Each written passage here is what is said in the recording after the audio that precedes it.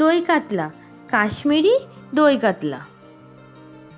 নমস্কার বন্ধুরা, zero oil পরিবারে আপনাদের সকলকে স্বাগত জানাই।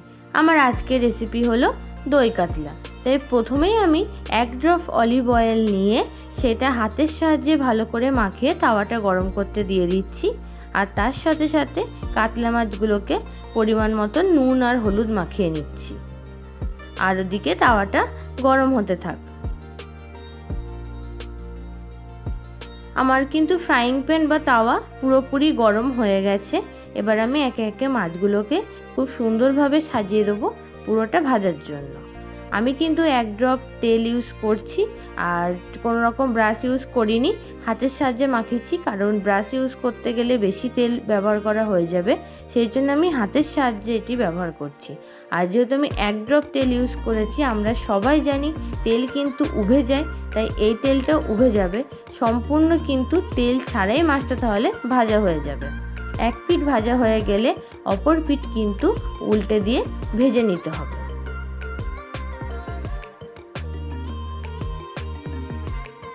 খুব সাবধানে মাছগুলোকে তুলতে হবে।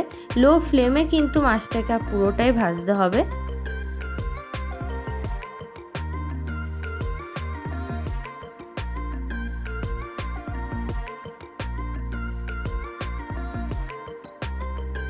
দেখুন, এক পিঠ কিন্তু খুব সুন্দরভাবে ভাজা হয়ে গেছে, আর রঙটাও কিন্তু খুবই সুন্দর হয়েছে। এইবার একে একে মাছগুলোকে কিন্তু ভালো করে এপিঠ ওপিঠ সুন্দর করে ভেজে নিতে হবে। এবার আমি একটি থালা দিয়ে মাছটা কিন্তু এবার ঢেকে দিচ্ছি। তাহলে কি হবে, মাছটা ভেতর অবধি খুব সুন্দরভাবে সেদ্ধ হবে। তবে হ্যাঁ, থালাটা কিন্তু এই 1 থেকে 1.5 মিনিটের মতন ঢাকতে হবে, তার বেশি সময়ের জন্য কিন্তু নয়। তাহলে একদম কিন্তু রেডি হয়ে যাবে পারফেক্ট মাছ ভাজা।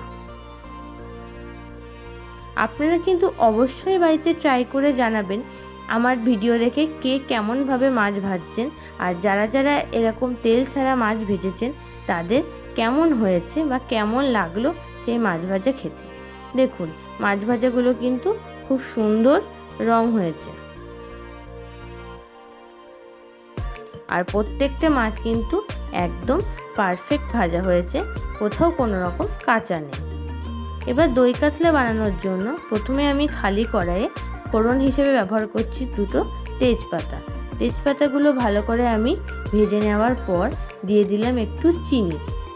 চিনিটা দিলে কি হবে, খুব সুন্দর একটা রং আসবে।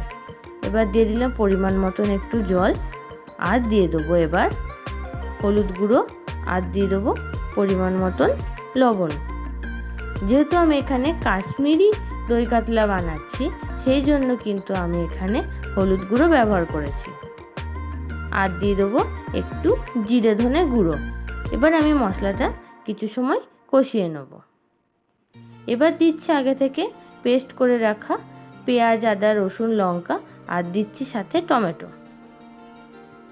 এবার মশলাটা ততক্ষণ কষাতে হবে যতক্ষণ না ওর থেকে সুন্দরভাবে তেল ছাড়ে আর একটা রঙেরও পরিবর্তন হয়। আর দিয়ে দিয়েছি চেরা কাঁচা লঙ্কা, যেহেতু দই কাতলা তাই হবে দই দিয়ে। আমি পরিমাণ মতন দই নিয়ে দইটাকে কিন্তু সম্পূর্ণভাবে পেস্ট করে নেব। দেখুন, কথা বলতে বলতে মশলা কিন্তু আমার অলমোস্ট হয়ে এসছে, অনেকটা রং পরিবর্তন করেছে, আর সাথে কিন্তু নিজস্ব তেলও ছাড়তে শুরু করে দিয়েছে। যখনই মনে হবে মশলা কোথাও লেগে যাচ্ছে, আপনি 1 ফোঁটা জল ব্যবহার করবেন। যেহেতু কোনো তেল এখানে ব্যবহার করা হয়নি, সেই জন্য কিন্তু লেগে যাওয়ার সম্ভাবনাটা অনেক গুণ বেড়ে যায়। সেই জন্য কয়েক ফোঁটা জল ব্যবহার করবেন। এতে মশলা যেমন লেগে যাবে না, তার সাথে কিন্তু খুবই সুন্দরভাবে কষানো হয়ে যাবে।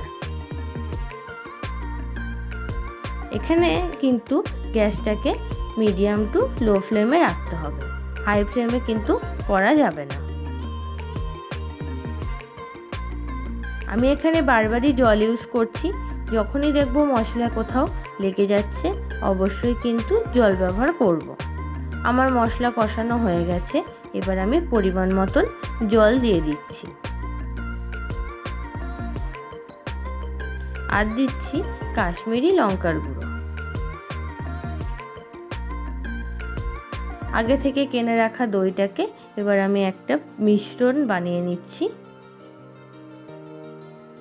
ঝোলটা একটু ফুটে এলে আমি দিয়ে দেবো আগে থেকে ভেজে রাখা মাছ।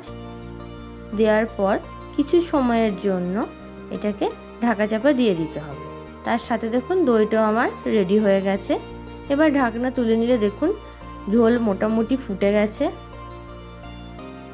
আর কিন্তু খুব সুন্দর একটা গন্ধও ছেড়েছে। এবার আমি এতে দিয়ে দেবো পেস্ট করে রাখা দই।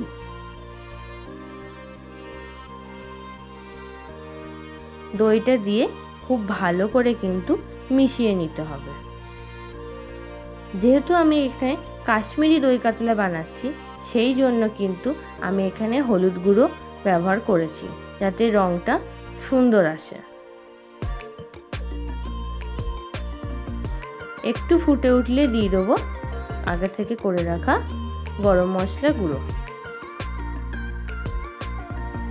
ব্যাস, মিশ্রণটা ভালো করে বানিয়ে নিলে রেডি আমাদের দই কাতলা। এবার গরম গরম ভাতের সাথে পরিবেশন করুন কাশ্মীরি দই কাতলা।